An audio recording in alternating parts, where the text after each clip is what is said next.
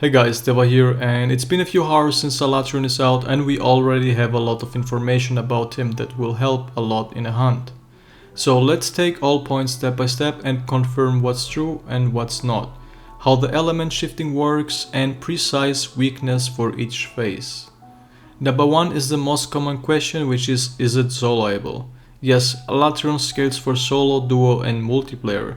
Solo is about 52k HP, duo is 74 if I remember correctly, and 118k for multiplayer, so almost the same as Kulftaroth. Duo in this game is always the worst option because of how high the scaling is. There was already solo speedruns in the first 2 hours of 15 to 10 minutes completions, and most I saw were using pure raw build with elemental KR weapons. So the second question is, do you need elemental damage in the hunt? Yes, but you don't need a lot of it. The more elemental damage you do, the less damage his Eschaton Judgment will deal. Not sure if you saw my first attempt video, but you can clearly see that his Eschaton Judgment wouldn't even kill us if it didn't heal. A little bit of elemental damage is already reducing it enough to have enough time healing yourself up. If you don't deal any elemental damage, it's a dead end, there is no way to survive it, you can't dive jump, you can't Farcasta, and you can't heal fast enough. Number 3 is what are his elemental hit zones and what is he most weak to? Here is a hit zone sheet with the name of the parts. As you can see, the elemental hit zones are super trash, which means he barely takes any elemental damage, regardless if you have super high or super low element. He is indeed equal weak to all elements, but not at the same time, and I will explain more of that later, so be sure to not to skip any part. The first hit zone is his head and has a 85 for cut and blunt type damage. In comparison, Kulf has 90 on here horns. These are the second highest raw hit zone values in the game. A raw focused weapon would absolutely demolish his horns. If you don't know what hit zone values are, I have a perfect guide for you here. But you should focus on the back and front legs if the head isn't available for you. The highest elemental weakness is on the forelegs, but has also the second highest raw hits on there. So as a melee player, your best option when you can't attack the head is to attack the forelegs or the back legs if you want to play it safer, because the back legs will give you huge openings there. The wings and hind legs have the second highest elemental weakness with small difference, so for range players with elemental ammo your best bet is shooting the wings, since you also get more ticks than the forelegs, unless you discover some kind of angle to get more ticks on the forelegs by the depth. So this will be guaranteed make the Nova to look like a bad joke. I've covered multiple counter builds which will be useful for the fight, but I recommend for any Safi blast weapons I showcased, just swap it out with element, but you can keep the raw build. So with all my builds I wasn't off at all, they are all usable, even overkill with Divine Blessing 5, but be sure to swap Safi Blast or any blast weapon out with the element by choice, but you can keep exactly the same build without to change anything. This is your best option for damage, but you have to count also on teammates doing elemental damage if you don't go full elemental. If you want to play it safe, KR elemental builds are the best option, but therefore will lag a little bit on damage. So a balance between Safi raw weapons with tiny element and KR elemental focus builds, the most optimal option in my opinion. But the question still remains when to use what element, and we have the answers for that too.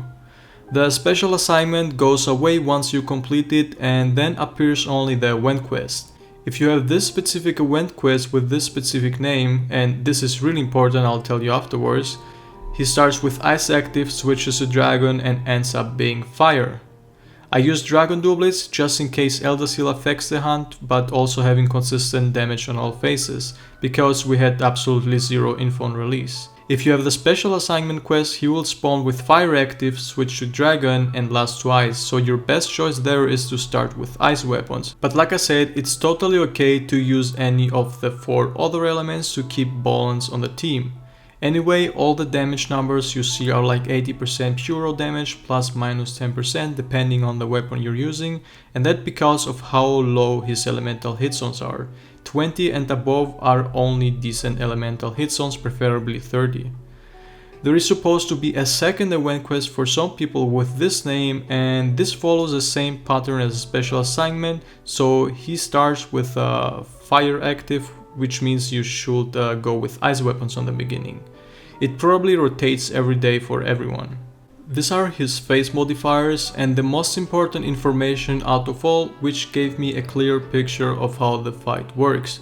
For example, when he's fire active, his fire hit zones will get multiplied by 0, so 20 times 0 is 0, which means you will deal 0 fire damage while fire active. But the ice is a 1.1 modifier, so ice weakness will become a 22 on the wings, for example, basically 10% more damage. When he's dragon active, the most damage he takes is dragon as expected, but therefore takes almost no dragon damage when he's ice and fire active. Basically, the higher the number, the more damage he takes from that element, so you really just have to look at high numbers. So basically these are 100% accurate hit zone values. I didn't expect them to have them already the first day. Number 6 are knockdowns. You probably noticed that ALATREON does kind of Vulcana icebreak animations multiple times during a hunt, depending on your team. And this is not confirmed, but this is a theory of myself because I saw he has a threshold of 15,000 elemental damage. This means every time you do in a 4-player hunt this amount of elemental damage, he will fall down and then you can get super high damage on the head. This is a multiplayer threshold, by the way. On solo it should be at least 3 to 4 times less. It's really important to break the horns to prevent him from shifting, so you can keep the main element weakness for much longer. Number 7 and last point of this day 1 guide is status threshold. Is it worth to KO, sleep, paramount and so on? Well, you can definitely do it once each, but after that his thresholds jump super high, which makes it super hard to get a second proc, and a third one is definitely impossible with 1 player. You can also apply mount build up on any parts, so when you jump from a ledge on him, it doesn't matter which part you hit, you're always building up mount threshold.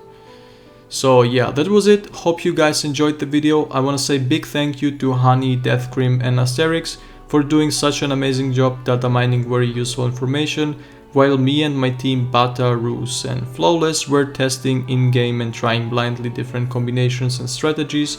You can find all the links in the description. Feel free to share this video around to all your friends for a better educated community, more enjoyable multiplayer hunts, and be sure to leave a like and comment if it helped you so you can help me. Also don't forget to subscribe for more awesome builds, guides and speedrun videos. There will probably be more in-depth guides anytime soon, but I think this was already complete overkill with the information needed, and technically you don't need more information for that fight. And with that said, I wish you all a nice day and happy hunting, guys.